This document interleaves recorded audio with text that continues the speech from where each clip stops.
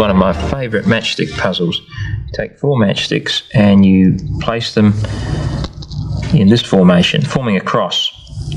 And then the problem is to see if you can form a square by moving just one matchstick. We've shown this on the Curiosity Show before, some years ago. I wonder if you can remember it. Can you remember it, Rob? I think so. I think you just pull that one out and it forms an unexpected but tiny square right in the middle. Right in the centre. Exactly correct. Now, there is, however, another solution. By moving just one matchstick, you can form a square of a different kind.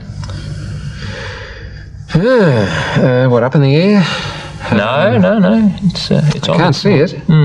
It's a difficult one. We'll be back later in the program to show you the solution.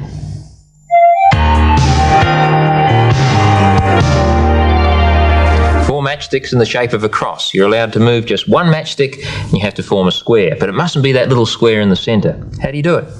Well, I'm stonkered. I can't see how to do it. It's really very easy. You take that matchstick and you place it over here on an angle. There we are. Done.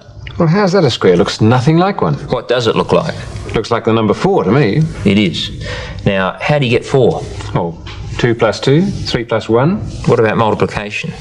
2 times 2.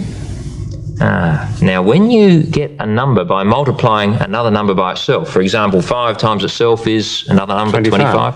3 times itself is? 9. Okay. 2 times itself is? 4. What do you call those numbers that you end up with? 4, 9? Called squares. The square of 5, square of 3, square of... So 4 is a square. We ended up with a square. Try that on your mathematics teacher.